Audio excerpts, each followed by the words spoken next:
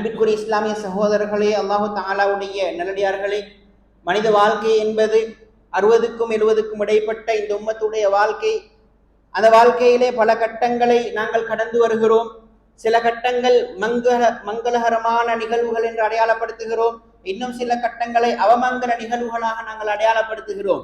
எந்தெந்த கட்டங்கள்லாம் மனிதனுக்கு சந்தோஷத்தை கொடுக்கிறதோ, அவனுடைய வாழ்க்கையிலே இருக்கக்கூடிய கஷ்டங்கள், துன்பங்கள், துயரங்களை எல்லாம் இலகுவாக்கி அவனுக்கு ஒரு சந்தோஷத்தை கொடுக்கின்றனவோ அவற்றை நாங்கள் மங்களகரமான நிகழ்வுகள் என்று அடையாளப்படுத்துகிறோம்.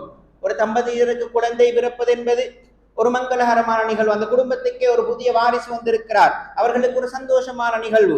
அதே போன்று ஒரு பிள்ளை ஒரு பாடசாலையிலே, ஒரு எக்ஸாமிலே, ஒரு பரீட்சையிலே அல்லது ஒரு அரசாங்க பரீட்சையிலே நல்ல ஒரு அச்சீவ்மெண்ட்டை அடைந்தார் என்று சொன்னால் அது அந்த குடும்பத்துக்கு கிடைக்கக்கூடிய ஒரு சந்தோஷம். இப்படி ஒரு மனிதனுடைய வாழ்க்கையிலே பல சந்தோஷங்கள் பல கட்டங்களில் நடக்கின்றன. இந்த சந்தோஷமான நிகழ்வுகளுக்கெல்லாம் நாங்கள் சந்தோஷப்படுவது அல்லது அந்த சந்தோஷத்தை வெளிப்படுத்துவது அல்லது அந்த சந்தோஷத்தில் மற்ற மக்களையும் கலந்து கொள்ள செய்வது என்பது இஸ்லாம் அனுமதித்துள்ளவருடைய. இஸ்லாம் அதற்காக எந்த ஒரு கட்டத்திலையும் நமக்கு தடை விதிக்கவில்லை. ஒரு மனிதன் இந்த உலக வாழ்க்கையிலே அவன் சொர்க்கத்தையும் நரகத்தை பயந்து சொர்க்கத்தை ஆசை வைத்து வாழ வேண்டும், மறுமையை நோக்காக வைத்து வாழ வேண்டும் என்று இஸ்லாம் எந்த அளவுக்கு வலியுறுத்துகிறதோ, மறுபக்கமாக இந்த உலகத்தில் மனிதனுக்கு இருக்கக்கூடிய சந்தோஷங்களை இஸ்லாம் தடை செய்யவில்லை. எந்த நேரத்திலும் சந்தோஷப்படாமல் எப்போதும் மறுமையை நினைத்துக் கொண்டேதான் இருக்க வேண்டும் என்று சொல்லவில்லை. உன்னுடைய அந்த சந்தோஷத்திலும் நீ மறுமைக்கான நன்மையை தேடு என்று வழிகாட்டுகிறது. மனித வாழ்க்கையிலே துக்ககரமான நிகழ்வு நடந்தாலும் அதிலும் நாங்கள் மறுமைக்கு எமது கபருக்கு நன்மைகளை தேடிக்கொள்ள வேண்டும். ஒரு மனிதர் வஃபாத் ஆகிவிட்டார் என்று சொன்னால் அவருக்கு 4 கடமைகளை நாங்கள் செய்ய வேண்டும். அந்த கடமைகளை செய்வது ஒரு பக்கம் துக்ககரமான நிகழ்வு, மறுபக்கம் எமது கபருக்கு நாங்கள் தேடிக்கொள்ளும் நன்மை. அதே போன்று எமது வாழ்க்கையில் நடக்கக்கூடிய சந்தோஷமான நிகழ்வு, பிள்ளை ஒன்றை பெற்றெடுத்திருக்கிறோம், நல்ல அழகிய முறையில் பெயர் வைப்பது என்பது சுன்னா. அந்த பிள்ளையை நல்ல முறையில் வளர்த்தெடுப்பது என்பது சுன்னா. ஒரு பெண் பிள்ளை நல்ல முறையில் வளர்த்தெடுத்தால் சொர்க்கம் கிடைக்கும் என்பது ஸல்லல்லாஹு அலைஹி வஸல்லம் வாக்குறுதி. சந்தோஷமான நிகழ்வு, அதன் மூலமாகவும் என்ன செய்யலாம், எமது கபருக்கு நன்மைகளை தேடிக்கொள்ளலாம். மறுபக்கமாக எமது வாழ்க்கையில் நடக்கக்கூடிய சந்தோஷமான நிகழ்வாக இருந்தாலும் கவலையான நிகழ்வாக இருந்தாலும் அதன் மூலம் எமது மறுமை வாழ்க்கைக்கு பாவத்தை தேடிக்கொள்ளக்கூடிய சில விடயங்களும் இருக்கின்றன. ஜனாசா ஒன்று விழுந்து விட்டது, நாங்கள் அழுகிறோம், கலாகதிரை ஏசுகிறோம், அல்லாஹ்வை ஏசுகிறோம், எமது வாழ்க்கையிலே நாங்கள் பாவத்தை தேடிக்கொள்கிறோம். துக்கத்தின் மூலமாக பாவம். அதே போன்று பிள்ளை ஒன்று பிறக்கிறது, அந்த பிள்ளைக்கு 1 வருடம் 2 வருடம் என்று பர்த்டே கொண்டாடுகிறோம். சந்தோஷமான நிகழ்வின் மூலமாக தேடப்படும் பாவம். அன்பிற்குரிய இஸ்லாமிய சகோதரர்களே, அல்லாஹு தஆலாவுடைய நல்லடியார்களே, நான் என்ன சொல்ல வருகிறேன் என்று சொன்னால், எங்களுடைய இபாதத்துகள் என்ற பகுதிக்கு மேலதிகமாக எங்களுடைய வாழ்க்கையிலே சில சந்தோஷமான சில துக்ககரமான நிகழ்வுகள் நடக்கும். அந்த நிகழ்வுகளில் கூட எப்படி ஒரு முஸ்லிம் நடந்து கொள்ள வேண்டும் என்பதை இஸ்லாம் எங்களுக்கு சொல்லி தந்திருக்கிறது. அன்பிற்குரிய இஸ்லாமிய சகோதரர்களே, அல்லாஹ் தஆலாவுடைய நல்லடியார்களே, இன்றைய தலைப்பாக திருமண பேச்சுவார்த்தை முதல் நாங்கள் திருமணம் முடிக்கும் அந்த நிகழ்வு வரைக்கும் எமக்கு இஸ்லாம் எவ்வாறு நடந்து கொள்ள சொல்லுகிறது, நாங்கள் எவ்வாறு நடந்து கொண்டிருக்கிறோம் என்ற விடயங்களை மிகச் சுருக்கமாக பார்ப்போம். முதலாவது, இஸ்லாம் திருமணத்தை எந்த அளவுக்கு ஊக்குவிக்கிறது என்று சொன்னால், இதுவரைக்கும் உலகத்தில் தோன்றிய வேறு மதங்கள் வேறு கொள்கைகள் என்று அடையாளப்படுத்துகிறோமே, இவை ஊக்கப்படுத்தாத அளவுக்கு சில மதங்கள் திருமணத்தை பற்றி பேசவே இல்லை. சில மதங்களுடைய அடிப்படையே துறவரம் வாழ்வது, திருமணம் இல்லை, உலகத்தை துறந்து வாழ்வது என்று அடிப்படையாக கொண்ட எத்தனையோ கோட்பாடுகள் இருக்கும் இந்த உலகத்திலே. திருமணத்தை ஒரு சுன்னாவாக, ஒரு மனைவியுடன் குடும்ப வாழ்க்கையில் இணைவதை ஒரு சதக்காவாக சொல்லித்தந்த ஒரே ஒரு மார்க்கம் இஸ்லாம் மட்டும்தான். ஏனென்றால் இஸ்லாம் எங்களுக்கு சொல்லித் தருவது வாழ்க்கையே. ஒரு மனித வாழ்க்கையிலே ஒரு மனிதன் ஆணாக பிறந்தான் என்று சொன்னால், பெண்ணாக பிறந்து விட்டான் என்று சொன்னால், அவர்களுக்குரிய அடிப்படை தேவைகளை சரியான முறையில் செய்து கொடுக்க வேண்டும் என்று சொல்லித்தந்த மார்க்கம் இஸ்லாம். நாங்கள் பிறந்து எங்களுக்கு புத்தி வரும் போது எனக்கு அடிப்படை தேவை, நான் அழகான முறையில் ஆடை அணிந்து எனது ஔரத்தை மறைக்க வேண்டும் என்பது எனது வெட்கத்துடன் சம்பந்தமான மானத்துடன் சம்பந்தமான தேவை. இந்த தேவையை நிறைவேற்றுவதை இஸ்லாம் எங்களுக்கு வழிகாட்டுகிறது. இந்த தேவையில் நாங்கள் பிழையாக நடந்தோம் என்று சொன்னால் அதற்கான தண்டனையையும் சொல்லித் தருகிறது. ஒரு தேவை, அதை சரியான முறையில் நிறைவேற்றினால் நன்மை, பிழையாக கையாண்டால் அதற்காக பாவம் என்று சொல்லித் தருகிறது.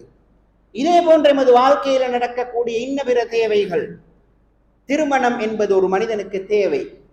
ஒரு ஆணாக பிறந்து விட்டான் என்று சொன்னால் அவனுக்கு திருமணம் முடிக்க சக்தி இருக்கிறது என்று சொன்னால் ஸல்லல்லாஹு அலைஹி வஸல்லம் அவர்கள் சொன்னார்கள், வாலிபர்களை அழைத்து, யா மஅஷர ஷபாப், வாலிபர்களே நீங்கள் என்ன செய்யுங்கள், மன் இஸ்ததா மின்குமுல் பாஅத் ஃபல்யதஸவ்வஜ், உங்களுக்கு பாஅத் இருந்தால், பாஅத் என்பது உடலால், உள்ளத்தால், பொருளாதாரத்தால் ஒரு திருமணத்தை செய்து ஒரு குடும்பத்தை வழிநடத்த முடியுமான அந்த பக்குவம், அந்த தகுதி உங்களுக்கு வரும் என்று சொன்னால் நீங்கள் திருமணம் செய்து கொள்ளுங்கள்.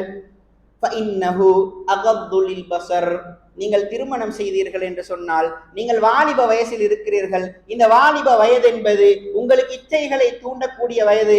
மோசமான பார்வைகள், மோசமான பேச்சுக்கள், மோசமான நடத்தைகளின் பால் உங்களை ஈர்க்கக்கூடிய அந்த பருவம். இந்த பருவத்தில் திருமணம் செய்து உங்களுடைய இச்சையை ஹலாலான முறையில் தீர்த்து கொண்டீர்கள் என்று சொன்னால் அகத்து லில்பஸர், உங்களுடைய பார்வையை சரியான முறையில் தாழ்த்தி கொண்டு இஸ்லாம் கூறிய பிரகாரம் வைத்துக் கொள்வதற்கு அது உதவும். அதே போன்று வஅஹ்ஸனு லில் ஃபர்ஜ், உங்களுடைய மர்மஸ்தானத்தை அது பாதுகாக்கும். உங்களுடைய மர்மஸ்தானத்தை மோசமான வழிகளின் பக்கம் போகாமல் அது பாதுகாக்கும். இப்படி ஸல்லல்லாஹு அலைஹி வஸல்லம் அவர்கள் சொல்லிவிட்டு, வமல்லம் யஸ்ததி, யாருக்காவது இதுக்கான சக்தி இல்லையா, அவர்கள் என்ன செய்து விடட்டும், ஃபஅலைஹி பிஸ்ஸௌம், அவர் நோன்பை பிடிக்கட்டும். ஃபஇன்னஹு லஹு விஜா, அந்த நோன்பு பிடிப்பது அவருக்கு ஒரு கேடயமாக அந்த மோசமான பார்வையின் பக்கம், மோசமான நடத்தையின் பக்கம், மர்மஸ்தானத்தை மோசமான முறையில் பாவிப்பதன் பக்கம் அவரை இட்டு செல்லாமல் தடுக்கக்கூடிய ஒன்றாக நோன்பு இருக்கும். ஸல்லல்லாஹு அலைஹி வஸல்லம் அவர்கள் திருமணம் செய்யுமாறு கூறுகிறார்கள். சில வாலிபர்கள் வருகிறார்கள், ஸல்லல்லாஹு அலைஹி வஸல்லம் அவருடைய அமல்களை பற்றி ஆயிஷா ரலியல்லாஹு அன்ஹா கேட்கிறாங்க. கேட்டுவிட்டு சொல்லுகிறார்கள், ஒரு வாலிபர் சொல்லுகிறார், நான் இரவில் தூங்க மாட்டேன், இரவு முழுக்க நின்று வணங்குவேன். இன்னொரு வாலிபர் சொல்லுகிறார், நான் நாள் முழுக்க நோன்பிருப்பேன். இன்னொரு வாலிபர் சொல்லுகிறார், நான் திருமணம் முடிக்காமல் அப்படியே ஒரு துறவரம் பூண்ட ஒருவராக, ஒரு துறவியாக வாழப்போகிறேன். என திருமணம் முடிச்சா எனக்கு இந்த பொறுப்புகள் வந்துடும், இபாதத்துகள் செய்ய முடியாது. ஸல்லல்லாஹு அலைஹி வஸல்லம் அவர்கள் சொன்னார்கள், இந்த 3 பேருடைய செயலையும் கண்டித்து விட்டு சொன்னார்கள், ஃபமன் ரகிப அன் சுன்னதி ஃபலைஸ மின்னி, ஏண்ட சுன்னத்தொட்டும் யாராவது ஒதுங்கி போவார்களாக இருந்தால், அதை வெறுத்தொதுங்குவார்களாக இருந்தால், அந்த சுன்னாவை விட்டும் தூரமாகுவார்களாக இருந்தால் அவர்கள் என்னை சார்ந்தவர்கள் அல்ல. திருமணம் என்பது ஒரு சுன்னா. ஸல்லல்லாஹு அலைஹி வஸல்லம் அவர்கள் இந்த திருமணத்தை சுன்னாவாக இருக்கும் போது அல்லாஹு தஆலா மனித படைப்பினுடைய அத்தாட்சியை பற்றி குறிப்பிடும் போது எப்படி தெரியுமா சொல்லுகிறான், வமின் ஆயாத்திஹி, அல்லாஹ்வுடைய அத்தாட்சிகளில் ஒன்று, அன் ஹலகலக்கும் மின் அன்ஃபுசிக்கும் அஸ்வாஜன், உங்களில் இருந்து அல்லாஹு தஆலா ஜோடிகளை படைத்தான், மனிதர்களை ஜோடிகளாக படைத்தான். ஏன் தெரியுமா, லிதஸ்குனு இலைஹா, நீங்கள் ஏதாவது மனதுக்கு கஷ்டம் என்று வரும்போது, மனதுக்கு ராகத்து தேவைப்படும் போது அந்த பெண்ணின் பக்கம் நீங்கள் அமைதி தேடி செல்வதற்காக. ஒரு கணவனுக்கு இருக்கக்கூடிய மிகப்பெரிய கவுன்சிலிங், மிகப்பெரிய கவுன்சிலர் யாரு, அவருடைய மனைவி. மிகப்பெரிய கவுன்சிலிங் என்ன, தன்னுடைய மனைவியின் பக்கம் செல்வது. அல்லாஹு தஆலா குர்ஆனிலே சொல்லக்கூடிய ஒரு உபதேசம், வஜஅல பைனக்கும் மவத்தன் வரஹ்மா, அல்லாஹு தஆலா உங்களுக்கு மத்தியிலே என்ன செய்திருக்கிறான், மவத்தன் வரஹ்மா, இரக்கத்தையும் பாசத்தையும் அப்படியே போட்டு வைத்திருக்கிறான். நீங்கள் திருமணம் செய்து ஜோடி ஜோடாக வாழ வேண்டும் என்று குர்ஆன் சொல்லுகிறது. அன்பிற்குரிய இஸ்லாமிய சகோதரர்களே, அல்லாஹு தஆலாவுடைய நல்லடியார்களே, இப்படி எத்தனையோ குர்ஆன் வசனங்கள், எத்தனையோ ஹதீஸ்கள் திருமணம் என்பது ஒரு சுன்னா என்பதை காட்டுகிறது. இந்த சுன்னா எவ்வாறு நடைபெற வேண்டும், இந்த சுன்னா எவ்வாறு ஸல்லல்லாஹு அலைஹி வஸல்லம் அவருடைய காலத்திலே நடைபெற்றது, ஸல்லல்லாஹு அலைஹி வஸல்லம் அவருடைய காலத்திலே நடைபெற்ற இந்த திருமணம் என்பது, முதலாவதாக திருமண பேச்சுவார்த்தை ஒன்று நடக்கும். அந்த திருமண பேச்சுவார்த்தையோடு ஒரு நிக்காஹ் ஒன்று நடக்கும். அந்த நிக்காஹ் முடிந்ததன் பின்னால் கணவன் மனைவியாக அவர்கள் குடும்ப உறவில் இணைவார்கள். அதற்கடுத்ததாக ஒரு வலீமா விருந்தை கொடுப்பார்கள். எந்த அளவுக்கு சிம்பிளாக நடக்கும் என்று சொன்னால், ஸல்லல்லாஹு அலைஹி வஸல்லம் அவர்களுடைய வலீமாக்களிலே ஒரே ஒரு வலீமால தான் ரசூலுல்லாஹ் ஒரு ஆட்டை அறுத்து வலீமா கொடுத்தார்கள். மற்ற எல்லா வலீமாக்களும் அதை விட குறைவாக செலவு செய்யப்பட்ட வலீமாக்கள். ஸல்லல்லாஹு அலைஹி வஸல்லம் அவருடைய மஜ்லிஸ்ல ஒரு பெண்மணி வருகிறாள். அந்த பெண்மணி வந்து ரசூலுல்லாஹ் கிட்ட சொல்ற, ரசூலுல்லாஹ் நீங்க என்னைய திருமணம் செஞ்சுக்கோங்க, ரசூலுல்லாவுக்கு அந்த பெண்ணின் மீதான இஷ்டம் குறைவு. ரசூலுல்லா அமைதியாக இருக்கிறாங்க. இதை கண்டு ஒருத்தர் கேட்கிறார், யார் ரசூலுல்லா எனக்கு முடிச்சுட்டாங்க. ரசூலுல்லா கேட்கிறாங்க, உனக்கு மகர் கொடுக்கறதுக்கு ஏதாவது இருக்குதா? அவர் சொல்றாரு, ஒன்றும் இல்லை. சரி, நீங்க போயிட்டு பார்த்துட்டு வாங்க, ஏதாவது ஒரு இரும்புல ஒரு மோதிரம் சரி கிடைக்குதான்னு போயிட்டு பார்த்துட்டு வாங்க. அவரும் போயிட்டு பார்த்துட்டு வராரு, ஒன்றும் இல்லை. ஸல்லல்லாஹு அலைஹி வஸல்லம் அவர்கள் அமைதியாக இருக்கிறாங்க. அப்புறம் அந்த மனுஷன் எழும்புறாரு. எழும்பும் போது ரசூலுல்லாவுக்கு நினைவு வருது. ரசூலுல்லா அவரை கூப்பிட்டு அனுப்பிட்டு அவர்கிட்ட கேட்கிறாங்க, உங்கள்கிட்ட ஏதாவது குர்ஆன் பாடமாக்கி இருக்கிறீங்களா? குர்ஆன்ல ஏதாவது சூறாக்கள் பாடமாக்கி இருக்கிறீங்களா? அவர் சொல்றாரு, ஓ பாடமாக்கி இருக்கிறேன். இன்னென்ன சூறா எனக்கு பாடம்? சரி, அந்த குர்ஆனை அவருக்கு நீங்க படித்து கொடுங்கள், அந்த பெண்மணிக்கு குர்ஆனை படித்து கொடுங்கள், அதை உங்களுக்கு நான் மகராக நியமிக்கிறேன். ஸல்லல்லாஹு அலைஹி வஸல்லம் அவர்கள் சொல்லிவிட்டு திருமணம் முடித்து கொடுக்கிறார்கள். ஒரு 4-5 நிமிஷத்துல நடக்கிற ஃபங்க்ஷன், ஒரு 4-5 நிமிடங்களில் முடியக்கூடிய ஒரு ஃபங்க்ஷன். ஸல்லல்லாஹு அலைஹி வஸல்லம் அவர்களிடம் சில சஹாபாக்கள் வந்தார்கள். எங்களுக்கு திருமணம் முடிக்க வேண்டும் என்று சொன்னார்கள். ஸல்லல்லாஹு அலைஹி வஸல்லம் அவர்கள் அதற்குரிய ஏற்பாடுகளை செய்து கொடுத்தார்கள். சின்ன குறுகிய நேரம். அன்பிற்குரிய இஸ்லாமிய சகோதரர்களே, அல்லாஹு தஆலாவுடைய நல்லடியார்களே, அப்துர் ரஹ்மான் இப்னு அவுஃப் ரலியல்லாஹு அன்ஹு அவர்கள் ஒரு நாள் சுபஹ்ல ரசூலுல்லாஹ் பார்க்குறாங்க. அழகாக அத்தரெல்லாம் பூசி அழகாக இருக்கிறார், கொஞ்சம் வித்தியாசமாக இருக்கிறார். இதை நல்லா நாங்கள் விளங்கிக்கொள்ளணும். இதில் எங்களுக்கு நிறைய ஆதாரங்கள் இருக்கிறது. ஸல்லல்லாஹு அலைஹி வஸல்லம் அவங்க கேட்டாங்க, என்ன விசேஷம், கல்யாணம் முடிச்சிங்களா? ஓ கல்யாணம் முடிச்சேன். என்ன மகர் கொடுத்தீங்க? அவர் ஒரு அளவு ஒன்று சொல்றாரு, கிட்டத்தட்ட எங்கட இதுல வந்து ஒரு 1.5 பவுன் தங்கம் மகராக கொடுத்தேன். வலிமா கொடுத்தீங்களா? அவர் சொன்னார், இன்னும் இல்லை. சரி, ஒரு ஆட்டையாவது அறுத்து என்ன செய்யுங்க, வலிமா கொடுத்துருங்கன்னு ஸல்லல்லாஹு அலைஹி வஸல்லம் அவர்கள் அவருக்கு சொல்லுகிறார்கள். அப்துர் ரஹ்மான் இப்னு அவுஃப் ரலியல்லாஹு அன்ஹு வந்து பெரிய வியாபாரி. அவருக்கு திருமணம் நடக்கிறது. ஸல்லல்லாஹு அலைஹி வஸல்லம் அவர்களுக்கு தெரியாது இவருக்கு திருமணம் நடந்துச்சுன்னு சொல்லி. எந்த அளவுக்கு ரசூலுல்லாஹ் சஹாபாக்களுடன் இருக்கும் ஒவ்வொரு நபித்தோழரும் நினைத்து கொண்டிருந்தார், ரசூலுல்லாஹ் என்னோட தான் மிச்சம் இறக்கம், ரசூலுல்லாஹ் என்னோட தான் மிச்சம் இறக்கம் என்று ஒவ்வொரு நபித்தோழரும் நினைக்கும் அளவுக்கு ரசூலுல்லாஹ் நெருக்கமாக பழகினார்கள். அந்த ஸல்லல்லாஹு அலைஹி வஸல்லம் அவருக்கு தெரியாது இவருக்கு கல்யாணம் நடந்தது. இன்றைக்கு எங்கட ஊர்ல பள்ளி மௌலவிக்கு தெரியாம கல்யாணம் நடந்தா அவ்வளவுதான்.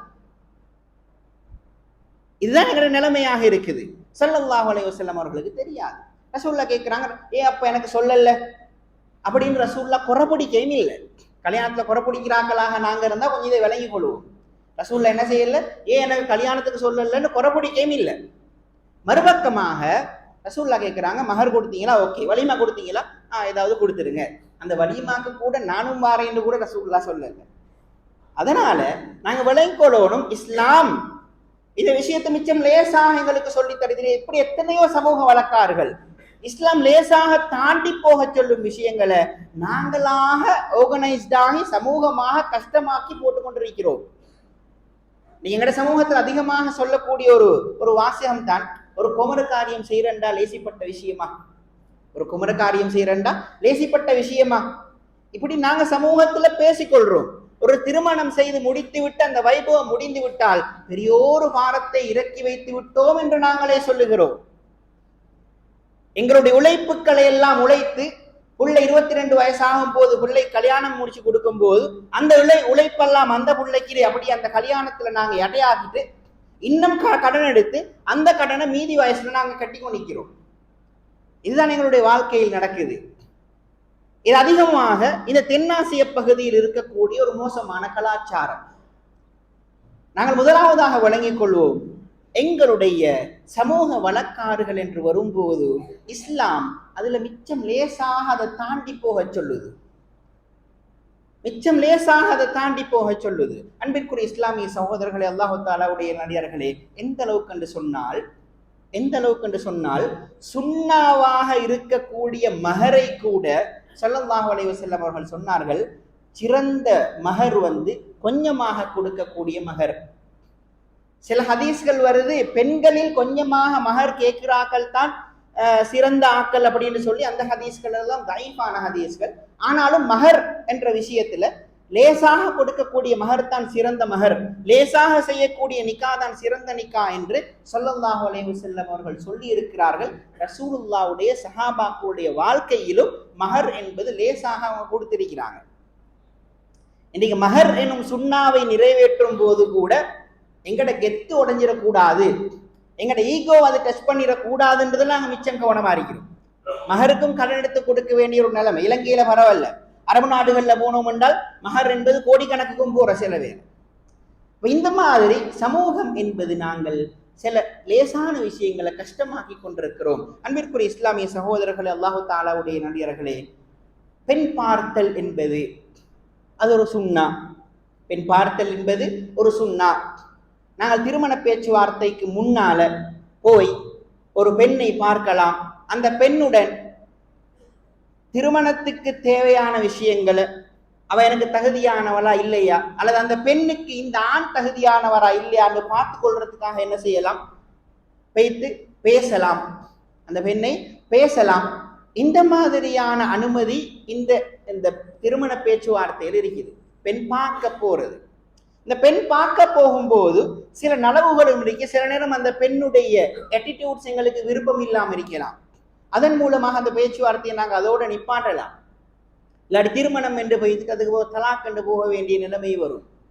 சில வேளை அந்த பெண்ணுக்கு இந்த மணமகன் அவரை பார்த்தோன்னு விளங்கும். இவர்கிட்ட கண்ணை பார்க்கும் போது, நகத்தை பார்க்கும் போது, இவர்கிட்ட வாயை பார்க்கும் போது விளங்கும், இவர்கிட்ட ஏதோ மோசமான பழக்கம் இருக்குது, இவர் சிகரெட் குடிக்கிறவர் போல, இவர் அந்த இந்த பழக்கம் உள்ளவர் போலன்னு அந்த பெண்ணுக்கு விளங்கிடும். இவரை பார்க்கும் போது அந்த பெண்ணுக்கு என்ன செய்யலாம், இவரை ரிஜெக்ட் பண்ணலாம். இஸ்லாம் அனுமதி கொடுக்கிறது, பெண் பார்க்க போகலாம். ஆனா பெண் பார்க்க போகும்போது யாருக்கு பெண் பார்க்கிறது, திருமணம் முடிக்க போகும் அந்த மணமகனுக்கு. இன்னைக்கு சமூகத்துல என்ன நிலைமாக இருக்கின்றால், மணமகன் பைத்து பொண்ணை பார்த்தோ இல்லையோ, மாமா பைத்து பார்க்கிற, மாமட தம்பிமார் பைத்து பார்க்கிற, பெண்ணை பார்ப்பதற்கென்றே ஒரு கூட்டம் கொண்டு போகும். இவங்களும் பைத்து பெண்ணை பார்க்கிறது, அல்லது போட்டோவை அனுப்ப சொல்லி இந்த போட்டோ என்ன செய்யறது, எல்லாரும் பார்க்கிறது, ஃபேமிலி குரூப்ல அனுப்புறது. ஒரு பெண்ணை, ஒரு அஜ்னபியத்தான பெண்ணை அழகாக இருக்கிறாளா இல்லையா என்பது ரசித்து பார்ப்பது, சும்மா அப்படி பார்த்துட்டு விட்டுறது அல்லது. ஏண்ட மகனுக்கு இவள் பொருத்தமாண்டு பார்க்கறதுக்கு அது மகன் தான் பார்ப்பதற்கு அனுமதி இருக்கிறதே தவிர எல்லாருக்கும் பார்க்கலாம். ஏண்ட ஃபேமிலிக்கு வரப்போற பிள்ளையே நானும் பார்க்கணும் தானேன்னு பார்க்கலாது. இன்னைக்கு அது சமூகத்தில் ஒரு கல்ச்சராக மாறிச்சு. ஒரு பொண்ணு பார்க்க வாராங்கன்றால் அதுக்குண்டே என்ன செய்யறது, பெரும் செலவுகளை ஒரு பெண்ணின் வீட்டார் செய்ய வேண்டிய ஒரு நிலைமைக்குள்ளாக இருக்கிறார்கள். அதற்கு அடுத்ததாக பெண் பார்த்து எல்லாம் சரியாகிட்டு என்று சொன்னால் அதுக்கு அடுத்ததாக நாங்கள் செய்யற விஷயம் நிக்காஹ். நிக்காஹ் என்பது அந்நிக்காஹு மின் சுன்னத்தி என்று ஸல்லல்லாஹு அலைஹி வஸல்லம் சொன்ன ஹதீஸை ஏற்கனவே ஞாபகப்படுத்தினேன். நிக்காஹ் என்பது ஒரு சுன்னா.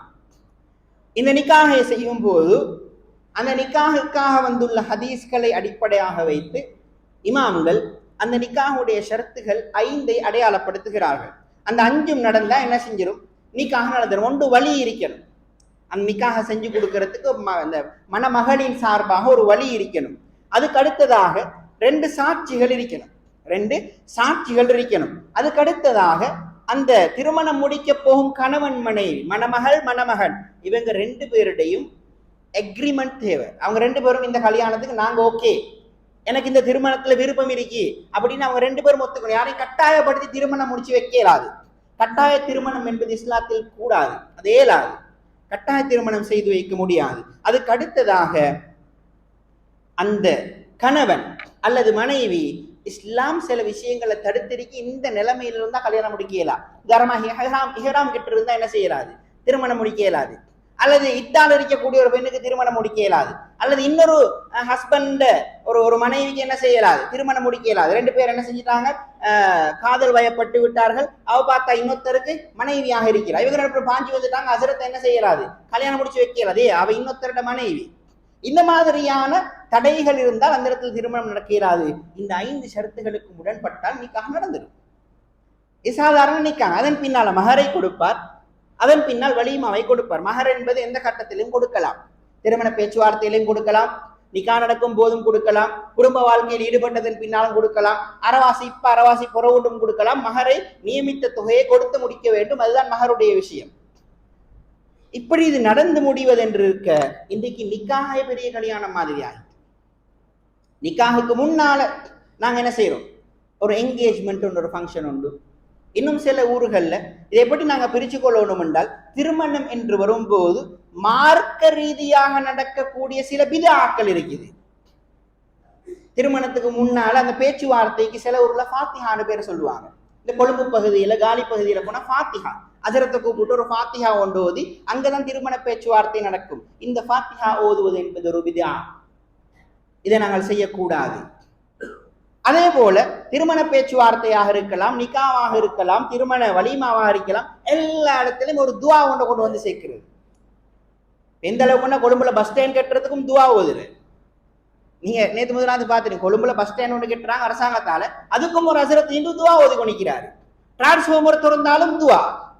இந்த மாதிரி இந்த துவா கல்ச்சர் வந்து எங்கேயும் இருக்குது, இந்த திருமண வைபவங்கள்லையும் இருக்குது. இதுவும் திருமணத்தில் வரக்கூடிய விதாக்கள். இப்படி மார்க்க ரீதியாக வரக்கூடிய சில விதாக்கள் இருக்குது. இவற்றை நாங்கள் தவிர்த்து நடந்து கொள்ள வேண்டும். அதற்கடுத்ததாக கலாச்சாரங்கள், பண்பாடுகள் அல்லது மற்ற இடங்கள்ல வரக்கூடிய பழக்க வழக்கங்கள், இவையும் இந்த திருமண வைபவங்களில் அதிகமாக இந்த காலத்துல கொஞ்சம் கூட. அந்த காலத்தில் இருக்கக்கூடிய உலமாக்கள் இருக்கும்போது இந்த பெண் வீட்டு சாப்பாடு என்பது அதிகமாக பேசப்பட்டுச்சு. ஏன்னா அதுதான் அதிகமாக இருந்தது. இந்த காலத்துல அவங்க இருந்திருந்தால் இந்த மெஹந்தி சாப்பாடு, அந்த சாப்பாடு, இந்த சாப்பாடெல்லாம் பேசியிருப்பாங்க. எங்கட சமூகத்துல, குர்ஆன் சுன்னா சமூகத்துல ஒரு தப்பான அபிப்பிராயம் வந்து விட்டது. என்னன்னு சொன்னால், பெண் வீட்டு சாப்பாடு போக மாட்டோம், ஆனா மெஹந்திக்கு போவோம். ஏன்னா உலமாக்கள் அதை பத்தி பேசியில்லே. இவையெல்லாம் ஒரே ஸ்கேல்ல வச்சு பார்க்க வேண்டிய விஷயங்கள். அப்ப நாங்க முதலாவது விளங்கிக்கொள்ளணும், என்கேஜ்மெண்ட் என்றொண்டு, ஃபாத்திஹா ஒன்று, இப்படி வந்துதான் நிக்காஹுக்கு வர வேண்டும் என்பதல்ல. இப்படி வரும்போதுதான் சமூகத்தில் செலவுகள் அதிகரிக்கின்றன. இந்த சமூக வழக்காறுகள் நீங்க கேட்கலாம், சாப்பாடு போடுறது தானே, சின்ன விஷயம் தானே, இதெல்லாம் ஏன் நீங்க இப்படி தடுக்கிறீங்க, இது ஏன் கூடாதுன்னு சொல்றீங்க? இவை கூடாது என்பதை விட இவை சமூகத்திலே பல பேருக்கு பெரும் அச்சுறுத்தலாக, பெரும் பாரமாக, பெரும் சவாலாக மாறி இருக்கிறது. ஒரு ஏழை தந்தை தன்னுடைய பிள்ளைக்கு திருமணம் செய்து வைக்க முடியாத ஒரு நிலைமைக்கு நாங்கள் சமூகமாக தள்ளி இருக்கிறோம். இதான் நடந்திருக்குது. அந்த மெஹந்தி சாப்பாடாக இருக்கலாம், என்கேஜ்மெண்ட் சாப்பாடாக இருக்கலாம், அல்லது இப்ப இந்த பிரைட் டு பி, அந்த பி இந்த பீன் அப்படி வந்திருக்குது. இன்னும் கொஞ்ச நாள் குரூம் டு பீம் ஒரு எங்கட பொடியமார் சேர்ந்து செய்யலாம். இப்படி வரக்கூடிய சில ஃபங்க்ஷன்கள், இவற்றை நாங்கள் வேறு மதத்தவர்களிடமிருந்து, வேறு கலாச்சாரம் உள்ளவர்கள் எடுக்கிறோம். இப்ப கல்யாணம் ஒன்று நடக்க போகுதுன்னு, அடுத்த மாசம் கல்யாணம் நடக்க போகுதுன்னால் இந்த மாசமே எங்கிட்ட வீட்டு வாட்ஸ்அப் குரூப்ல என்ன செஞ்சிடும், மெசேஜ்கள் வர தொடங்கிடும். அந்த இந்தியால ஹரியானால இப்படி ஒரு ஃபங்க்ஷன் ஒன்று நடக்குதாம், அசர்பைஜான்ல இப்படி ஒரு ஃபங்க்ஷன் ஒன்று நடக்குதாம், அமெரிக்கால அங்க இப்படி ஒரு ஃபங்க்ஷன் ஒன்று நடக்குதாம். இதெல்லாத்தையும் எடுத்து இந்த ஃபங்க்ஷனுக்காக பிரைட் டு பிக்கு ஒரு உடுப்பு, மெஹந்திக்கு ஒரு உடுப்பு, அங்கால இந்த சாப்பாடுக்கு ஒரு உடுப்பு, அந்த சாப்பாடு, இப்படி என்ன நடந்துட்டு, முந்தி ரெடியாகிற வந்து பொண்ணு மட்டும்தான், முந்தி ரெடியாகிற பொண்ணு மட்டும்தான், பொண்ணு ரெடி ஆகிறதுக்கு ஒருத்தர் வருவாரு. இப்ப எல்லாருமே ரெடி ஆகிற, இப்ப எல்லாருமே ரெடி ஆகிற மாதிரி ஒரு கட்டம். இந்த மாதிரியான செலவுகள் அதிகரிக்கும் போது ஒரு திருமணம் முடிஞ்சு விட்டது என்று சொன்னால், இந்த விஷயம் வந்து பெண்கள் தான் அதிகமாக செய்யற. ஏன்னா அவங்களுக்கு வருத்தம் கொஞ்சம் குறவு தானே, பெண்கள் அதிகமாக இந்த விஷயங்களை செய்வாங்க. ஆம்புலையில் வந்து சில நேரம் எல்லா ஃபங்க்ஷனுக்கும் அட்டென்ட் பண்ணாலும் எல்லா ஃபங்க்ஷனுக்கும் ஒரே விட்டு போட போவாரு. சில நேரம் இந்த சில பொடிய மாதிரி இருக்கிற என்ன செய்யறா, பெனியனுக்கு மேலாலையும் கோட்டை போட்டு கொண்டு வைத்துருவாங்க கல்யாணத்துக்கு. இது ஆண்கள்கிட்ட பெரிய விஷயம் ஒன்று அல்ல, ஆனால் இது பெண்கள்கிட்ட தான் பெரும் பாரமாக இருக்குது. அவங்க சம்பாதிக்கிறது இல்லை தானே, அவங்களுக்கு அந்த கஷ்டம் தெரியாது.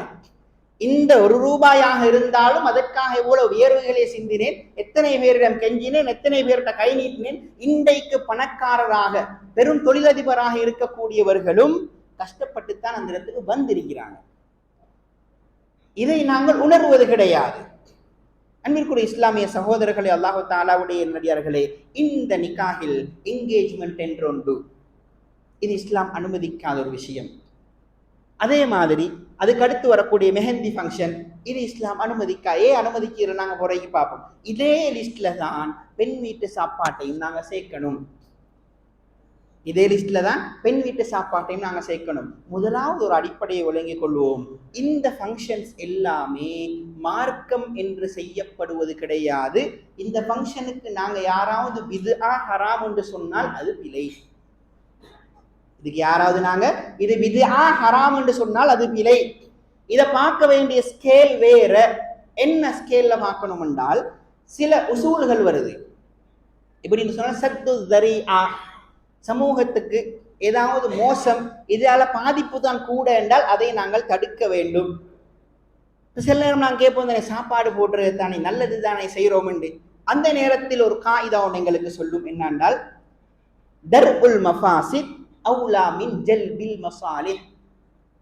இது இமாம்கள் எங்களுக்கு தொகுத்து தந்த சில அடிப்படைகள், ஃபிக்ஹை விளங்குவதற்கான அடிப்படைகள். தர்உல் மஃபாசித் அவுலா மின் ஜல்பில் மசாலிஹ். ஏதாவது நலவுகள் இருந்தாலும் அதுல கெடுதி ஒன்று இருந்தாலும், 10 நலவு இருந்தாலும் பரவாயில்ல, ஒரு கெடுதி இருந்தாலும் அந்த கெடுதியை கவனித்து நாங்கள் நலவுகளை விடுவோம்.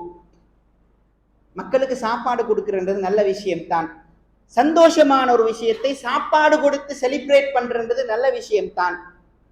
4 பேர் ஒன்றா சேர்ந்து கதைச்சி அப்படி எங்களோட பழைய நினைவுகளை, மெமரிஸை மீட்டி பார்க்கறதுக்கான ஒரு சந்தர்ப்பம் இந்த திருமணங்கள்ல வருது, நல்ல விஷயம்தான். ஆனாலும் நாங்க இந்த ஃபங்க்ஷன் எல்லாம் செய்யும் போது நாளைக்கு அது சமூகத்தில் கட்டாயமாக்கப்படுது. ஒரு வசதி குறைந்த நபராக இருந்தாலும் தண்ட பிள்ளைக்கு மெஹந்தி ஃபங்க்ஷன் செய்ய வேண்டிய நிலைமைக்கு அவர் தள்ளப்படுகிறார். தண்ட பிள்ளைக்கு பெண் வீட்டு சாப்பாடு கொடுக்க வேண்டிய ஒரு நிலைமைக்கு அவர் தள்ளப்படுகிறார்.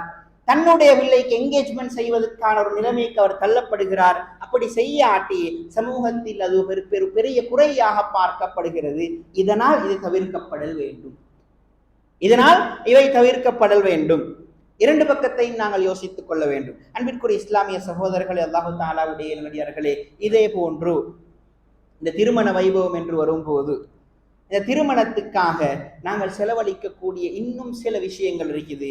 இவை மார்க்கத்துக்கு முரணான செலவுகள், மார்க்கத்துக்கு முற்றிலும் முரணான செலவுகள். அதுல ஒன்று, நாங்கள் திருமண வைபவங்களில் ஏதாவது மியூசிக்குக்காக செலவழிக்கக்கூடிய செலவுகள். சில முஸ்லிம்களின் திருமணங்களில் கூட ப்ரொஃபஷனல் டான்சர்ஸை கொண்டு வந்து டான்ஸ் ஆடக்கூடிய ஒரு பழக்கம் இங்கே இதுவரைக்கும் இல்லை, பெரும்பாலான ஊர்களில் வந்துட்டு.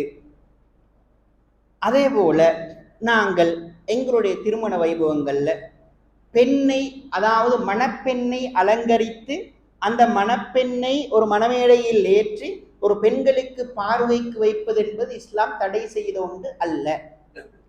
ஆனா இன்னைக்கு என்ன நடக்குது என்றால், திருமணத்துக்கு போகக்கூடிய எல்லா பெண்களுமே டிசைன் பண்ணி கொண்டு தானே போறாங்க. இதுல யாரு மணப்பெண் இல்லை என்ற பிரச்சனை ஒன்று கூட வந்துடலாம் இன்னும் காலம் போகும்போது. ஏன்னா எல்லாருமே எங்க போற, செலூனுக்கு போற, பிரைடல் டிசைனிங் பண்ற இடத்துல அவங்களும் டிசைனிங் பண்ணி கொள்ற, பொண்ணு உடுப்பாட்டுற மாதிரி இவங்களும் உடுப்பாட்டி கொள்ற, இந்த மாதிரியான பல பழக்கங்கள் வந்துட்டு. அப்ப இந்த பெண்கள் அலங்கரித்து கொண்டு வெளியில் நடமாடும் போது அது அந்நிய ஆண்களுக்கு முன்னால் நடமாடுகிறார்கள். முக்கியமாக இன்றைக்கு திருமண வைபவம் மட்டுமல்ல, வெளியில் எங்க போனாலும் எங்களோட பெண்களுக்கு மேக்கப்பையும் பெர்ஃப்யூமையும் தவிர்த்து கொள்ள முடியாத ஒரு சூழல். இது இஸ்லாத்தில் மிகவும் பாரதூரமாக சொல்லப்பட்ட ஹராமான விஷயங்களை கலந்து கொள்ளக்கூடிய ஒரு விஷயம். இதை நாங்கள் தவிர்த்து கொள்ள வேண்டும். அதே போல மெஹந்தி ஃபங்க்ஷன்ல மெஹந்தி போடுறன்றது விலை கிடையாது. ஒரு பெண்ணுக்கு, ஒரு மணமகளுக்கு அவளை அலங்கரிப்பதற்காக மருதாணி போடுகிறார்கள், பிழை கிடையாது. முந்தியும் மருதாணி போட்டாங்க தான், இன்னைக்கு தான் அது ஃபங்க்ஷனாக உருவெடுத்திருக்கிறது. மருதாணி போடுவது என்பது பிழை கிடையாது, அது ஃபங்க்ஷனாக எடுப்பது பிழை என்று பார்த்தோம். அதில் இன்னொரு பிழையும் நடக்கிறது தெரியுமா? மருதாணி போட்டுட்டு அந்த மருதாணி போட்டதை ஸ்டேட்டஸ்ல போடுற அல்லது ஸ்டோரியில போடுறது, எல்லாம் நல்லா ரசிப்பாங்க அவள்கிட்ட கையை. இன்னொரு பாரதூரமான விஷயம் இருக்குது, இந்த மருதாணி செய்கிறாக்கள் இருக்கிறேன் அல்லது மருதாணி போட்டு விட்டுறாக்கள் இருக்கிறேன், இவங்களோட மார்க்கெட்டிங்காக அல்லது இவங்க ரீச் ஆகணும் என்றதுக்காக இவங்க என்ன செய்யறது, அவங்கள்ட்ட ஒரு இன்ஸ்டாகிராம் பேஜ்லயோ ஃபேஸ்புக் பேஜ்லயோ இவங்களோட கை அப்படியே வீடியோ பண்ணி அதுக்குன்னு ஒரு பாட்டு ஒன்று செட் பண்ணி போட்டுறது. என்னுடைய மனைவியின் அலங்காரத்தை இன்னொருவருக்கு காட்டுவது கூடாது என்று மணமகன் விளங்க வேண்டும். இது அனுமதிக்க இயலாது. நாங்கள் சல்லி கொடுத்துத்தான் இது வாங்குறோம், சல்லி கொடுத்துத்தான் மெஹந்தி வாங்குறோம். அந்த சல்லிக்குரிய வேலையை நீங்க செய்றீங்க, வரும் அதை போட்டுக்கொண்டு நீங்க என்ன செய்ய தேவையில்லை, மார்க்கெட்டிங் பண்ணி கொண்டிக்க தேவையில்லை. நாங்கள் தரமாட்டோம், நாங்கள் அந்த வீடியோ போட்டோஸ் தரமாட்டோம். உங்களுக்கு அதுதான் வேணும்னா நீங்க எங்களுக்கு வாணும். இந்த நிறைய எங்களுக்கு நடந்திருக்கிற விஷயம் என்ன, இந்த மார்க்கெட்டிங் பண்ற பெண்களாக தான் எங்கட பெண்கள் கெட்டு போறேன். இன்றைக்கு கேக் சாப்பிடுறாங்களை விட கேக் தயாரிக்கிறார்கள் தானே கூட. அப்ப என்கேஜ்மெண்ட்டுக்கு ஒரு கேக், பொண்ணு பார்க்க போறதுக்கு ஒரு கேக், நிக்காஹுக்கு ஒரு கேக், மெஹந்திக்கு ஒரு கேக், அந்த பிரைட் டு பீக்கு ஒரு கேக், இப்படி எல்லாத்துக்கும் கேக் செய்யணும். ஏன்னா அவங்களுக்கும் ஒரு டிமாண்ட் வந்தா தானே அவங்களோட ப்ரொடக்ஷன் கூடும், அப்பதான் அவங்களோட வருமானம் கூடும். இப்போ இந்த மாதிரி இவங்க ஒரு $5 செஞ்சு அதை பூஸ்ட் பண்ணிவிட்டாங்கன்றால் இன்ஸ்டாகிராம்ல $50 சும்மாவே வந்துடும் எங்களோட பெண்களால். அப்ப இந்த மாதிரியான சில சோசியல் மீடியாக்கள்ல வரக்கூடிய சிலருடைய வீடியோஸ்க்காக அல்லது அவங்களுடைய சில அந்த ஈர்ப்புல கவரப்பட்டு எங்கட பெண்கள் மோசமான வழிகளில் போறாங்க. அதனால் திருமண வைபவம் என்பது ஸல்லல்லாஹு அலைஹி வஸல்லம் அவர்கள் பேச்சுவார்த்தை நடத்தினார்கள், எளிமையாக நிக்காஹை செய்தார்கள், வலிமாவை எளிமையாக கொடுத்து முடிக்க சொன்னாங்க. இது எளிமையாக முடிக்கப்படக்கூடிய ஒரு சமூக வழக்காறு. இதை பாரமாக வைத்து வாழ்நாள் முழுவதும் கடனாளியாக மாறக்கூடிய அந்த சமூக பொறுப்பிலிருந்து சமூகத்தை விடுவிப்போம். அல்லாஹ் தஆலா எனக்கும் உங்களுக்கும் அருள் பாலிப்பானாக. வ ஆகிரு தஅவானா அனில் ஹம்துலில்லாஹி ரப்பில் ஆலமீன்.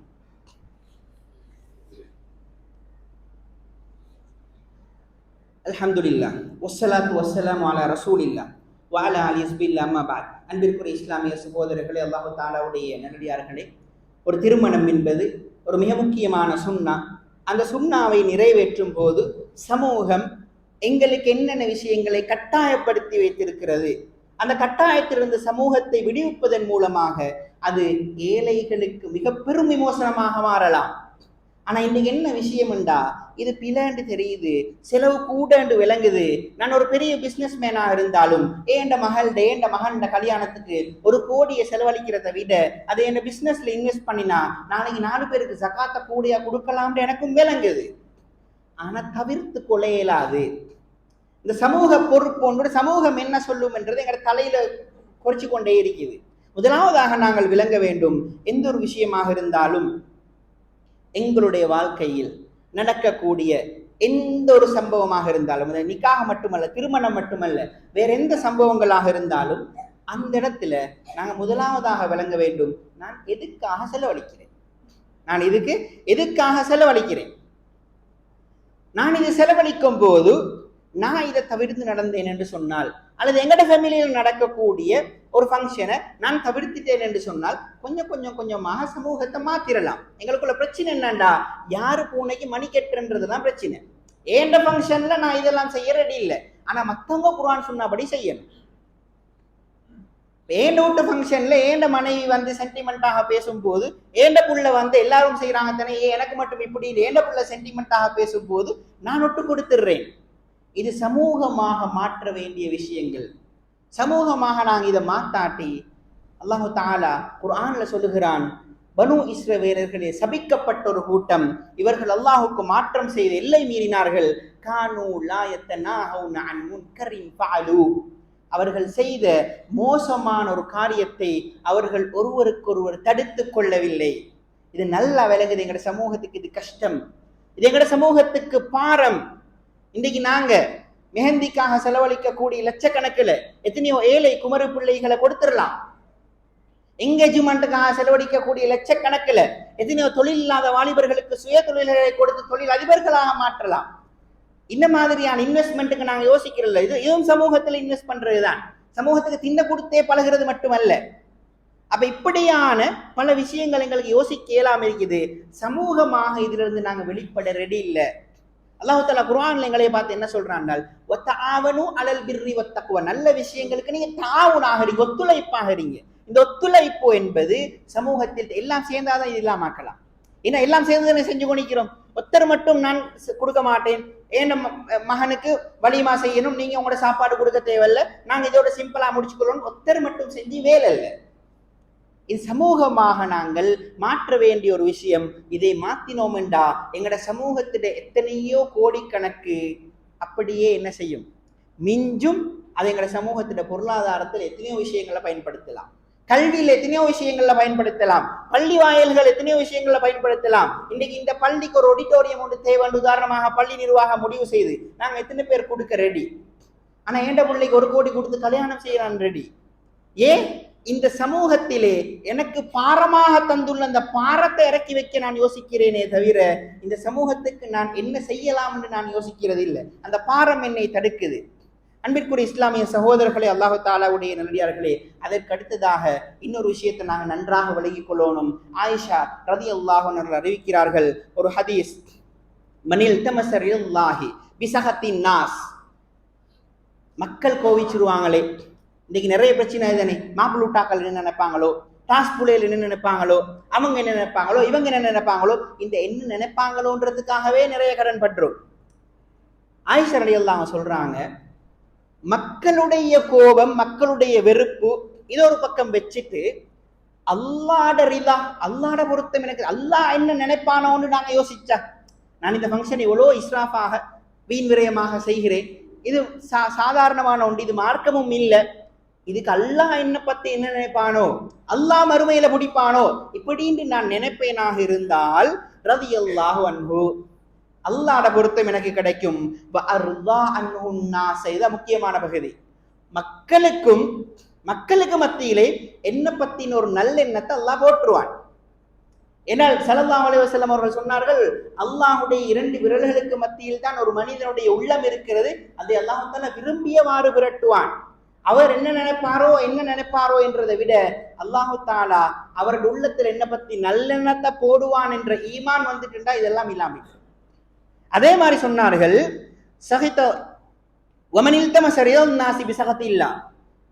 மக்கள் என்ன நினைப்பாங்களோ, மக்கள் பொருந்திக் கொள்ளணும், மக்கள்கிட்ட நல்ல பேரு கிடைக்கணும் யாராவது நினைச்சோம் என்று சொன்னால், அதில் அல்லாஹ்வுடைய கோபத்தை சம்பாதிப்போம் என்று சொன்னால்,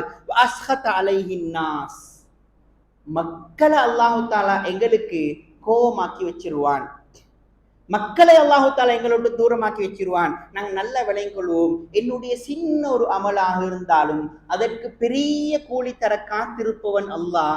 அந்த அல்லாஹுடைய திருப்பொருத்தம் எனக்கு முக்கியம். நான் என்னத்தான் பெரிய மட்டன் பிரியாணி கொடுத்தாலும் உப்பு போதான்ட்டு சொல்லிட்டு போறாக்கள் தான் இவங்கட பொருத்தம் எனக்கு தேவையில்லை.